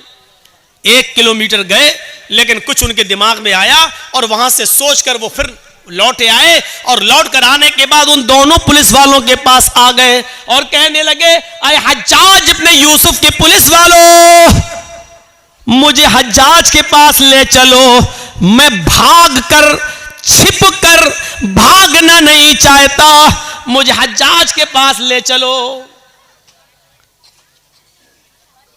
पुलिस वालों ने कहा तुम्हारा दिमाग खराब है सईद, हज्जाज तुम्हारी जान का दुश्मन है, तुम्हें कत्ल कर देगा। कहा वो मैं जानता हूं कि वो मुझे कत्ल करेगा, फिर का इसके बावजूद मैं उसके सामने जाना चाहता हूं। पुलिस वाले कहते हज्जाज आए सईद बेवकूफी मत करो, मैंने तुम्हें छोड़ दिया, फिर तुम क्यों आए? सईद इब्ने जुबैर रोते हैं और रोते हुए कहते हैं आए पुलिस वालों, तुम्हें नहीं मालूम जिस आदमी ने मेरी जासूसी की और तुम्हें यह बताया कि मैं इस घर में छिपा हूं, वो तो कहीं ना कहीं से देख ही रहा होगा, उसको तो यह मालूम ही होगा कि तुम दोनों ने मुझे गिरफ्तार कर लिया है, मुझे पकड़ लिया है। वो आदमी हज्जाज को यह खबर दे देगा इन दोनों पुलिस वालों ने सईद को गिरफ्तार कर लिया। आए पुलिस वालों, अगर हज्जाज को यह पता चल गया कि तुमने मुझे पकड़ लिया था और फिर छोड़ दिया तो मैं तो बच जाऊंगा, लेकिन फिर तुम्हारा हश्र यह होगा कि तुम दोनों को खूनी चमड़े पर लिटाकर बिठाकर तुम्हारी गर्दनों को उड़वा देगा। और मैं ये नहीं चाहता कि मेरी जान बच जाए और मेरे बदले में तुम दोनों की जान चली जाए, मेरी गर्दन महफूज रहे और तुम दोनों की गर्दनें कट जाएं। अल्लाह के नबी ने फरमाया जो अपने लिए पसंद करो वो अपने भाई के लिए पसंद करो, और जो अपने लिए पसंद ना करो वो अपने भाई के लिए पसंद ना करो। जब मुझे अपनी गर्दन अपने लिए कटाना पसंद नहीं है तो अपने वजह से, मेरी वजह से तुम दोनों की गर्दनें कट जाएं, ये मुझे कैसे पसंद हो सकता है? अगर मेरे बीवी बच्चे हैं तो आपके भी तो बीवी बच्चे हैं, फिर मेरे बीवी बच्चों में मैं खुश रहूं और तुम दोनों की जान जाए और तुम दोनों की बीवी बच्चे एक दूसरे के ऊपर बोझ बन जाएं, ये इस्लाम ने नहीं सिखाया, ये हमारे नबी ने नहीं सिखाया। आए हज्जाज के पुलिस वालों, मुझे हज्जाज के पास लेकर चलो।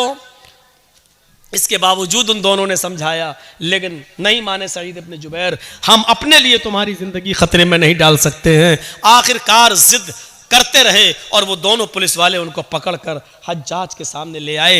हज्जाज ने कहा बहुत बहुत मुबारक, तुम इनको पकड़ कर लाए हो, तुम्हें इनाम से नवाजा जाएगा। और कहा कोई ख्वाहिश है तुम्हारी? उन्होंने वही ख्वाहिश जाहिर की कि हमें 2 रकात नमाज पढ़ना है। कहा पढ़ लो। खूनी चमड़ा बिछा दिया गया। कुछ खाना है, कुछ पीना है? कहा नहीं। क्यों? आखिरी तमन्ना तो सबसे पूछी जाती है, कुछ खाना हो पीना हो तो बता दो। सईद इब्ने जुबैर ने कहा इन्नी साइमुन, मैं रोजे से हूं। हज्जाज इब्ने यूसुफ ने कहा चलो। पीछे से हाथ बांध दिए गए, खूनी चमड़ा बिछा दिया गया, गर्दन नीची कर दी गई और हज्जाज के एक जल्लाद ने पूरी ताकत के साथ अपनी तलवार चलाकर सईद इब्ने जुबैर को एक ही बार में उनकी गर्दन को उनके तन से जुदा कर दिया। पूरा वाकया बताने का मेरा मकसद सिर्फ यह है कि सईद इब्ने जुबैर ने अपनी गर्दन कटाना गवारा कर लिया, लेकिन अपनी वजह से उन दोनों मुसलमान पुलिस वालों की जिंदगी खतरे में नहीं डाली। ये मुसलमान होता है जो अपनी वजह से दूसरे को मुसीबत में नहीं डालता है, जो अपनी वजह से दूसरे को तकलीफ में नहीं डालता है, वो मुसलमान ही क्या जिसकी वजह से दूसरे को तकलीफ पहुंचे। और हम तो उस वक्त सबसे ज्यादा खुश होते हैं जब हमारी वजह से हमारा पड़ोसी बेचैन हो। उस जमाने में क्या हाल था, एक आदमी के घर में बहुत से चूहे थे जो उसको तंग करते थे। उसने लोगों से पूछा मैं क्या करूं बताओ। किसी ने कहा एक बिल्ली ले आओ, बिल्ली पाल लोगे, चूहों को खाती रहेगी। उसने कहा ये तुमने सही मशवरा दिया। 3-4 दिन के बाद उसी आदमी ने पूछा क्या हुआ, बिल्ली लाए? उसने कहा नहीं लाए। कहा फिर क्या हुआ? क्या हुआ, चूहे हैं अब क्या करेंगे? तो कहा बिल्ली क्यों नहीं लाते हो? कहा मैं बिल्ली खरीदने का इरादा किया कि मैं बिल्ली लाऊं और पाल लूं, लेकिन ये सोच कर नहीं लाया कि जब मेरे घर में बिल्ली आ जाएगी तो कुछ 2-4 चूहों को खा लेगी और बहुत से चूहे तो डर के मारे मेरा घर छोड़ देंगे और भाग जाएंगे, और वो घर छोड़कर भागेंगे तो मेरे पड़ोस में घुस जाएंगे। और अल्लाह के नबी ने फरमाया पड़ोसियों का बहुत बड़ा हक है।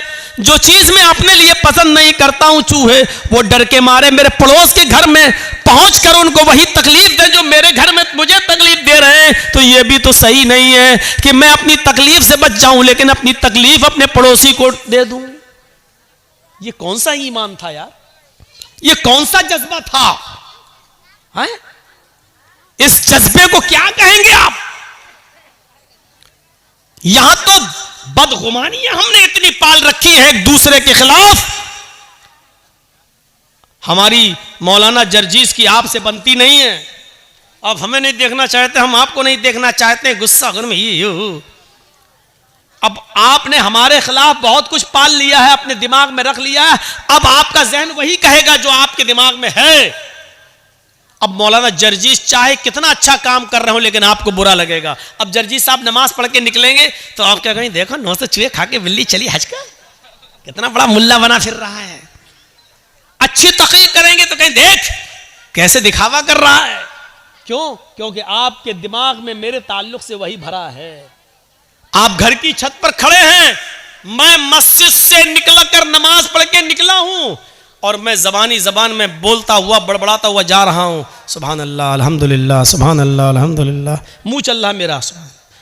और आपकी नजर मेरी नजर से मिल गई, आप घर की छत पे खड़े हैं, मेरे होंठ हिल रहे हैं और मैंने आपको देख लिया और आपने छत पे देखा ये होंठ हिल रहे हैं, तो आप समझेंगे ये कमीना मुझे गाली दे रहा है।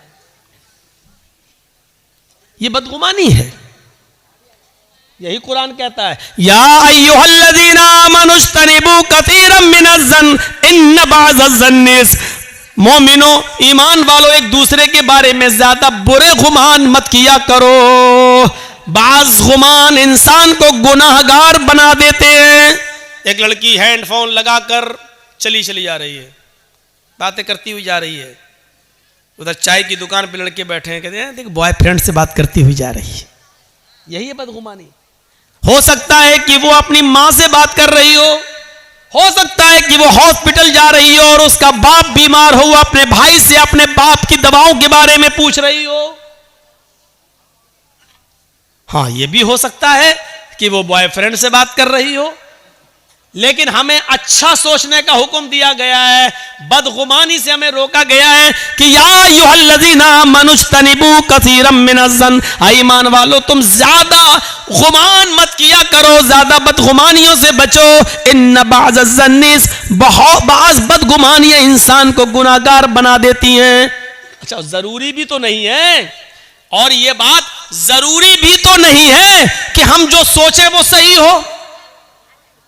और कभी कभी हो सकता है दो आदमी हम लोग बैठे हैं और दोनों किसी के बारे में सोच रहे हो, दोनों गलत हो।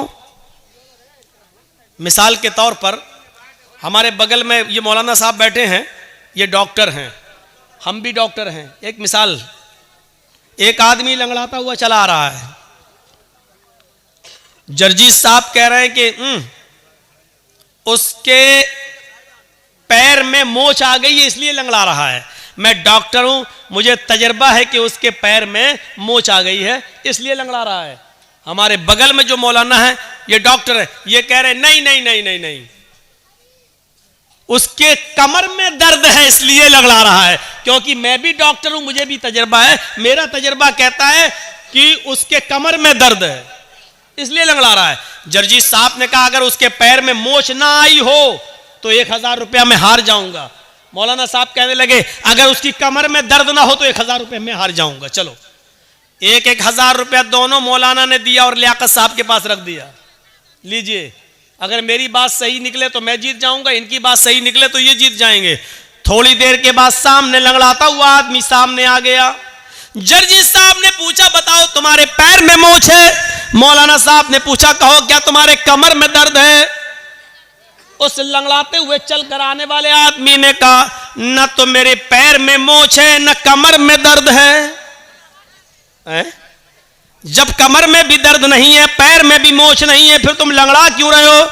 उसने चप्पल दिखाई कि ये टूट गई थी इसलिए मैं लंगड़ाते हुए चल रहा था चप्पल को बचाते हुए।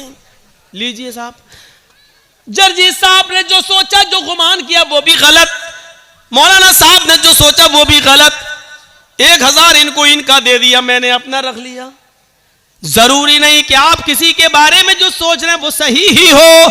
इसलिए कुरान कहता है ज्यादा बदगुमानी से बचो, क्योंकि बाज बदगुमानियां इंसान को गुनाहगार बना देती हैं। बाज बदगुमानियां इंसान को गुनाहगार बना देती हैं। मेरे प्यारे साथियों, तसव्वुर करो, इमाम औज़ाई रहमतुल्लाह अलैह के बीवी के पास एक औरत मिलने आई।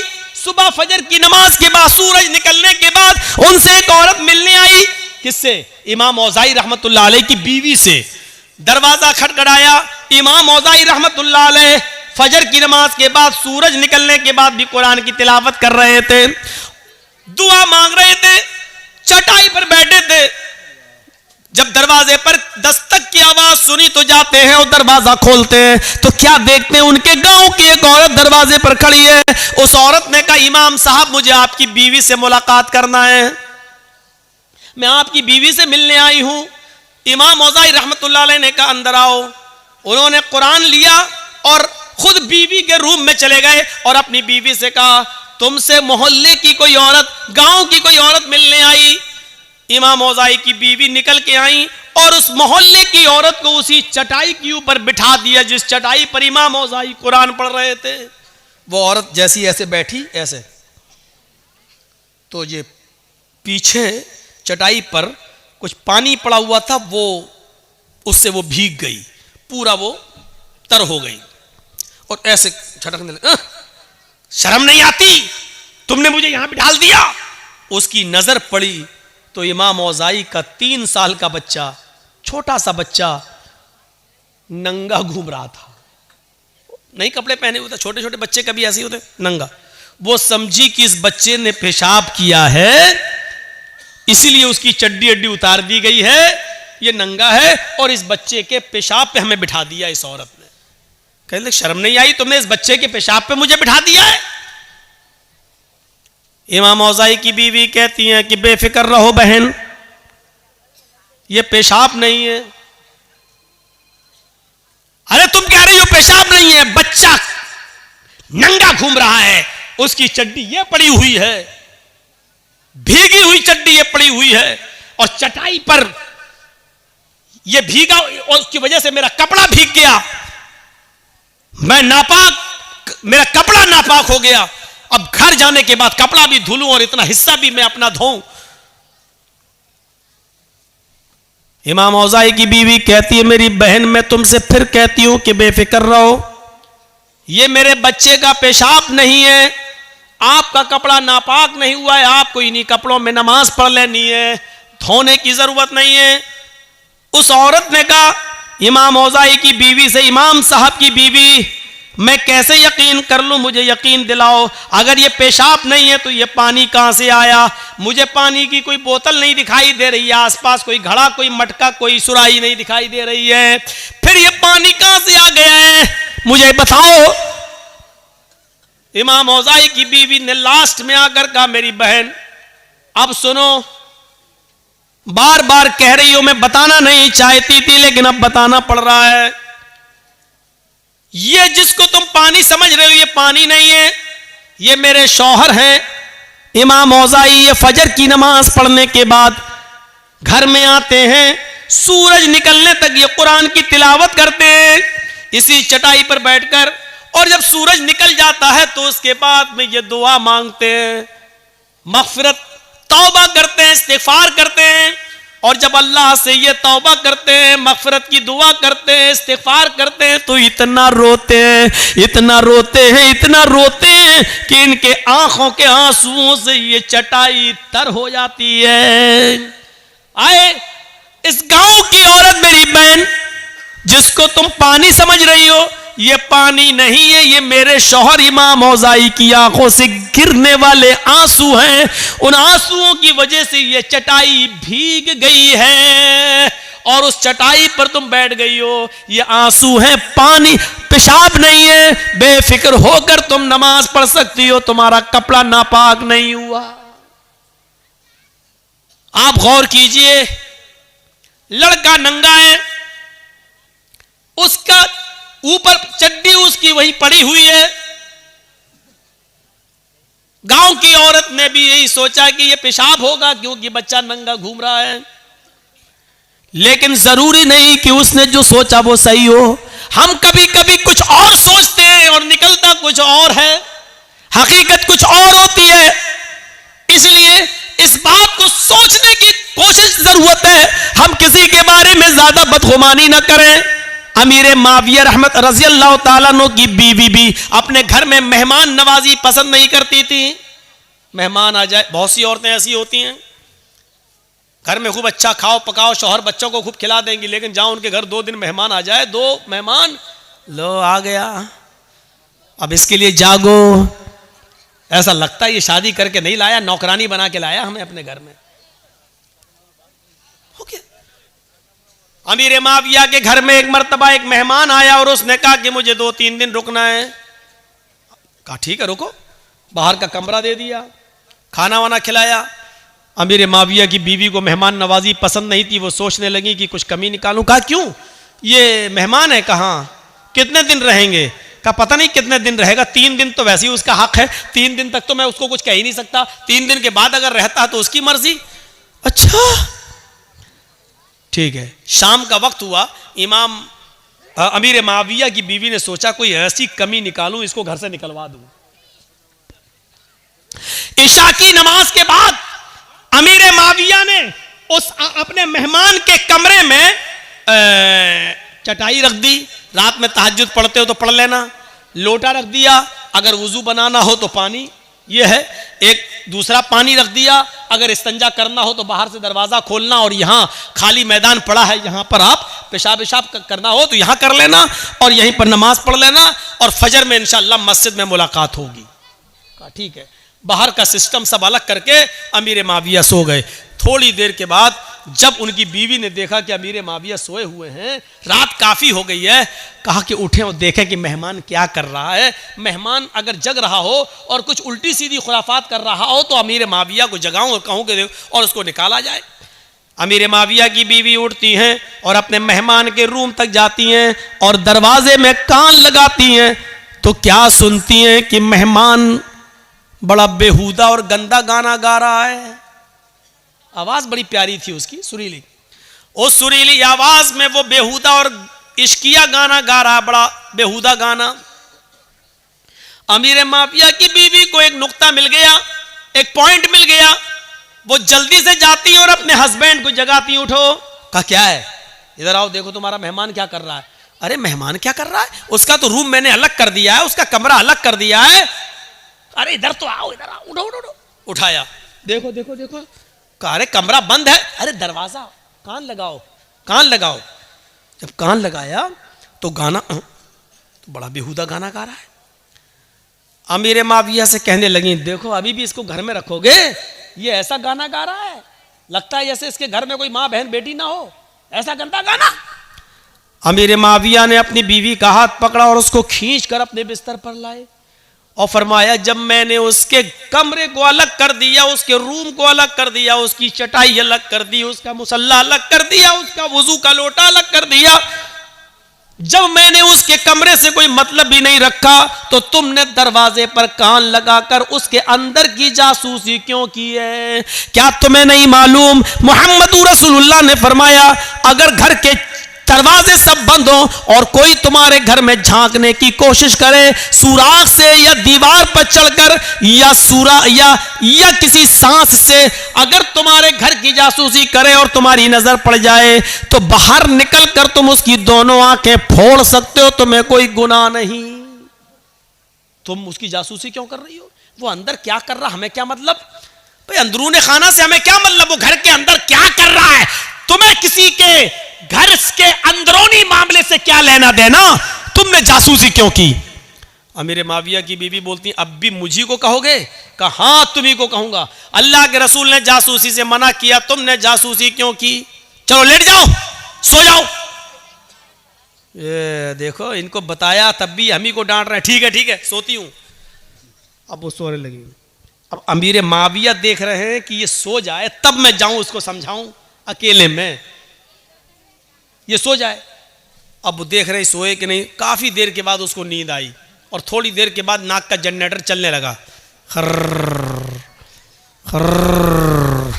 अमीर माविया समझे हाँ बेहोशी में हो, अब सो गई है, अब उठूं और उसको समझाऊं, अब मैं अपने मेहमान को समझाऊं। अकेले में नसीहत करो तो ज्यादा फायदा करती है। अमीर माविया उठते हैं, उसके कमरे की तरफ जाते हैं, कान लगाकर सुनते हैं कि एक बार और देख लूं, अगर जाग रहा है तो अंदर जाऊं, और नहीं जाग रहा हो, सो रहा होगा, तो उसकी नींद खराब करने से क्या फायदा, सुबह फजर के बाद जगा दूंगा, सुबह फजर के बाद समझा दूंगा। तो कान लगाते हैं कि देखें गाना गा रहा कि नहीं। अब जब कान लगाया तो क्या सुनते हैं कि वही मेहमान अब कुरान की तिलावत कर रहा है। अभी थोड़ी देर पहले गाना गा रहा था, लेकिन अब इतनी देर के बाद जब दोबारा कान लगाकर सुना तो वही मेहमान सुरीली और बेहतरीन क़िरात में कुरान की तिलावत कर रहा है। अमीर माविया भागते हुए गए और अपनी बीवी को उठाए, उठ उठ उठ उठ। कहा अरे उठ तो, कह रहे मैं इतनी गहरी नींद में सो रही थी, तुमको क्या सुबह नाश्ता हमें बनाना है, दोपहर में खाना हमें बनाना है, मेरी जान पर इतने काम पड़े हुए हैं, तुमने मुझे उठा दिया। अरे इधर आओ। कहा क्या है? कहा सुन सुन। कहने जासूसी करना तो मना है, फिर क्यों करवा रहे हो? अरे कर तो पहले, सुन तो, खुद मना करते हो खुद सुनवाते भी हो। कहां पहले सुन। बड़ा बहरूपिया है ये तो। कहा क्या? अभी तो गाना गा रहा था, कुरान पढ़ रहा है। कहां? अच्छा ये बताओ जासूसी क्यों करवाई? कहा मेरी बीवी, जासूसी यकीनन मना है, लेकिन हम में और तुम में फर्क है। तुमने मुझे मेरे भाई की बुराई दिखलाई, तुमने मुझे मेरे भाई की बुराई दिखलाई, और मैंने तुम्हें अपने भाई की खूबी दिखलाई। अल्लाह के नबी फरमाते हैं बुराइयों पे पर्दे डालो और खूबियों को बयान किया करो। हम खूबी बयान कर रहे हैं, देखो ये मेरे भाई की एक अलामत। का वो तो ठीक है, लेकिन बहरूपिया गाना क्यों गा रहा था? का सुबह निपटेंगे। फजर की नमाज दोनों ने जमात से पढ़ी, और फजर की नमाज के बाद अमीर माविया ने उससे रात का मंजर बयान किया कि तुम गाना गा रहे थे और बाद में कुरान। तो उसने कहा जब आपको मालूम ही हो गया तो सुन लो, मुझे बहुत टेंशन है, मेरी जिंदगी गमों में घुली जा रही है, मुझे एक पल भी सुकून नहीं मिलता है, इतने टेंशन है, इतने गम हैं। जब मुझे बहुत ज्यादा गम होते हैं और जब गमों की वजह से मुझे नींद नहीं आती है, करवटें बदलता रहता हूं, तो फिर मैं गुनगुनाने लगता हूं, गाना गाने लगता हूं, अपना दिल बहलाने की कोशिश करता हूं, लेकिन गाना गाने की वजह से मेरे गम और बढ़ते जाते हैं, मेरी उलझनें और बढ़ती जाती हैं। फिर मैं वुजू बनाता हूं और कुरान की तिलावत करना शुरू कर देता हूं, इसलिए कि अल्लाह ने फरमाया अला बिज़िक्रिल्लाहि तत्मइन्नुल कुलूब, अल्लाह का जिक्र करने से ही दिलों को सुकून मिलता है। इसलिए मैं दिल को सुकून हासिल करने के लिए मैं कुरान की तिलावत करने लग जाता हूं। अमीर माविया ने कहा जिंदगी से लड़ना सीखो, जिंदगी से लड़ना सीखो, गमों को पछाड़ना सीखो। गम हर इंसान की जिंदगी में आ सकते हैं, इससे लड़ना सीखो, गमों पर सब्र करो, और जब तुम्हें गम बहुत ज्यादा आ जाया करे और जब तुम्हें सोने न दिया करे तो तुम कुरान पढ़ लिया करो, इसलिए कि अल्लाह के ताला ने कहा है कुरान की तिलावत ही तुम्हारे दिलों को सुकून पहुंचा सकती है, तुम्हारे दिलों को सुकून दे सकती है। जिन लोगों को टेंशन बहुत रहता है, सुन लो, जिन लोगों को बहुत ज्यादा दिमागी उलझन रहती है, जो लोग बहुत ज्यादा दिमागी टेंशनों के शिकार हैं, मेरी 3 बेटियां 4 बेटियां बड़ी हैं, जवान है, शादी नहीं हो रही है, मेरा बच्चा बड़ा हो गया, शादी के लायक हो गया, फिर भी माँ बाप की बात नहीं सुनता है, फिर भी घर देर से आ रहा है, जिनको 50 किस्म के गम खाए जा रहे हैं, उनको एक दुआ सिखला कर जा रहा हूं, ये दुआ को अपना वजीफा बना लो, ला हौला वला कुव्वता इल्ला बिल्लाह। बस इतनी सी दुआ है, इस दुआ को उठते बैठते पढ़ते रहा करो। अल्लाह के नबी फरमाते ये ला हौला वला कुव्वता इल्ला बिल्लाह, ये 99 बीमारियों की दवा है, और सबसे हल्के दर्जे की बीमारी यह है कि इंसान के गम नहीं दूर हो रहे हो, इंसान को टेंशन हो, तो ये सबसे हल्की बीमारी है जो इस दुआ से चली जाती है। इससे बड़ी बड़ी 98 बीमारियां और हैं जो इस दुआ के पढ़ने से जाएंगी। मेरे मेरे भाइयों, ये दुआ को हमारी माँ बहनें भी याद कर ले, आप भी याद करिए। टेंशन की ये दुआ है, जहनी उलझन की ये दुआ है, गम और उलझन, और जिसके दिमाग में हजारों किस्म के ख्यालात आते हैं, उसकी जिंदगी में सुकून नहीं, तो वो ये दुआ पढ़ता रहे, ला हौला वला कुव्वता इल्ला बिल्लाह। और साथ में ये दुआ भी अगर मिला सकता है तो मिला ले, या मुसर्रिफल कुलूबी सर्रिफ कल्बी अला दीनिक। आए दिलों के पलटने वाले, मेरे दिल को अपने दीन की तरफ, अपने मजहब की तरफ, इस्लाम की तरफ पलट दे। मेरा दिल इधर उधर नहीं, सिर्फ अपने दीन की तरफ लगा दे। ये दोनों दुआएं आप इसको अपना वजीफा बनाइए। दोनों नहीं पढ़ सकते तो एक दुआ ला हौला वला कुव्वता इल्ला बिल्लाह, इसको ही अपना वजीफा बना लीजिए। बेहतर है कि दोनों पढ़ें। दोनों नहीं पढ़ सकते तो कम से कम एक तो आप पढ़िए। ये जहनी उलझनों को दूर करने की एक दुआ है। तो मेरे भाइयों, अमीर माविया ने अपनी बीवी से क्या कहा, तुम्हें किसी के अंदरूनी खाने से क्या मतलब और बदगुमानी करने से क्या फायदा? नहीं, तुम्हें कुछ नहीं करना है तो बदगुमानी हमें और आपको नहीं करना है। या अय्युहल्लज़ीना मनुज्तनिबू कसीरम मिनज़्ज़न इन्न बअज़-ज़न्नि इस्म। ईमान वालों, तुम एक दूसरे से ज्यादा बदगुमानी मत किया करो, इसलिए कि बहुत सी बदगुमानियां इंसान को गुनाहगार बना देती हैं। हम किसी के बारे में बुरा सोचेंगे तो बदगुमानी होगी, और बदगुमानी इंसान को गुनाहगार बना देती है। मेरे भाइयों, इस्लाम के अंदर दाखिल हो जाइए, एक दूसरे की हमदर्दी अपनाइए, एक दूसरे के हमदर्द बनिए। और साथ में मैंने शुरू किया था कि जो नमाज किसी भी हाल में माफ नहीं है, मेरे भाइयों, उस नमाज के लिए हमें और आपको हर वक्त तैयार रहना चाहिए। मैंने सुबह जुमे के खुतबे में कहा था कि अगर गांव में कोई लड़का किसी लड़की को लेके भागता, उसकी पंचायत हो जाती है, तो गांव में सरदार को चाहिए कि अगर कोई आदमी नमाज नहीं पढ़ता है तो उसकी भी पंचायत होनी चाहिए, उसके ऊपर भी जुर्माना आयद होना चाहिए। नमाज दीन का हम सुतून है, और यह जलसा भी मस्जिद की तामीर और तरक्की के लिए किया गया है। मेरे भाइयों, शायद आपको मालूम होगा मस्जिद बनाने का सवाब कितना ज्यादा है। आपको ये एक चीज की तरफ मैं इशारा कर दूं, और इस बात को सुनिए, आप ताज्जुब करेंगे। मस्जिद नबवी जब बनकर तैयार हुई, मस्जिद नबवी आप जानते कैसी थी? खजूर के पत्तों की छत। अरे ये तो बहुत अच्छी है, ये जो आपने पर्दा डाला ये तो बहुत अच्छा। खजूर के पत्तों की छत, ये हवा चलती थी तो पत्ते उड़ जाते थे।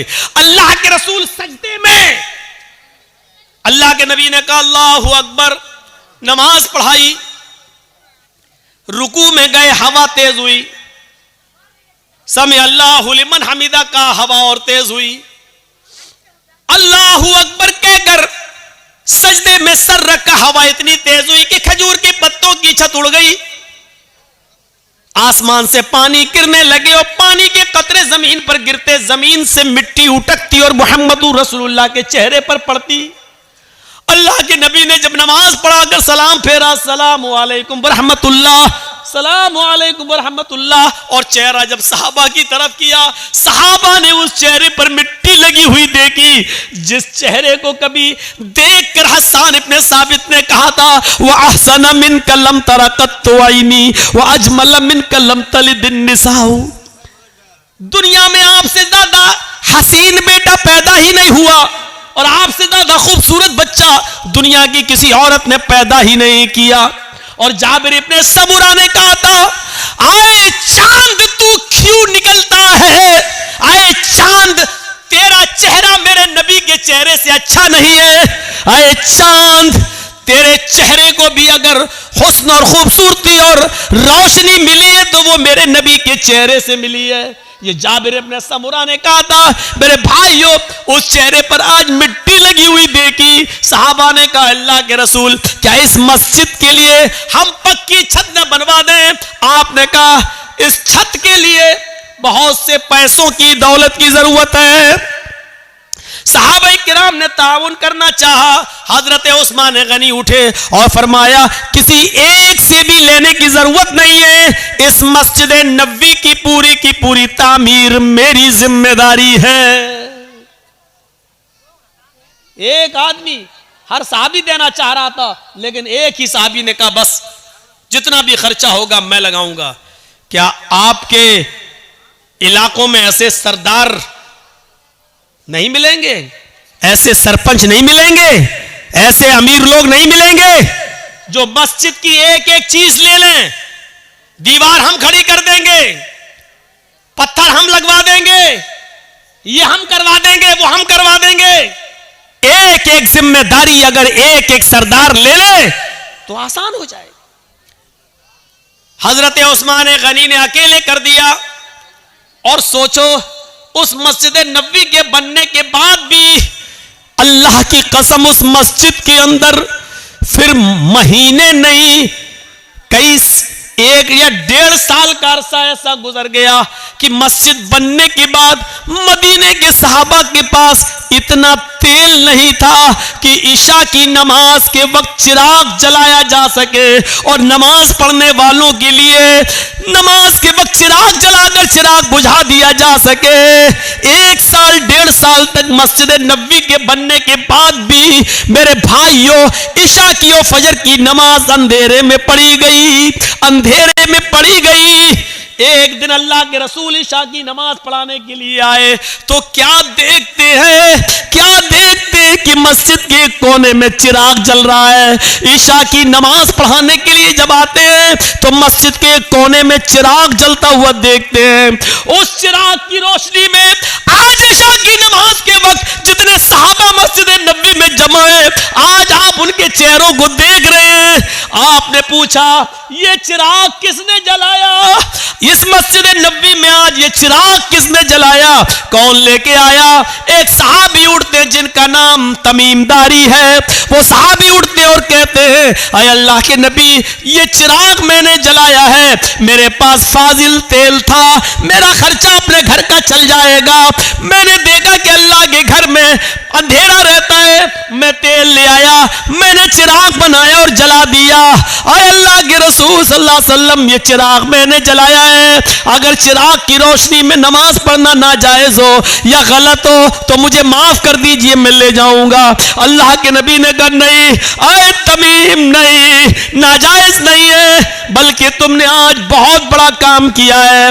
आपने नमाज पढ़ाई और नमाज पढ़ाने के बाद साहबा की तरफ चेहरा किया और चेहरा करने के बाद फरमाया, आए तमीम, आए तमीम, कद नव्वरतल इस्लाम। आए तमीम, तूने आज मस्जिद नबवी को रोशन नहीं किया है, तूने आज सिर्फ अल्लाह के घर को रोशन नहीं किया है, आज तूने चिराग जलाकर पूरा इस्लाम चमका दिया है, पूरा इस्लाम रोशन कर दिया है, पूरे इस्लाम को एक नई रोशनी दे दी है। मेरे भाइयों, जब मस्जिद के अंदर एक छोटा सा चिराग जलाने पर इस्लाम की रोशनी करार दे दिया गया है तो मस्जिद में बढ़ चढ़कर हिस्सा लेना कितना बड़ा सवाब होगा।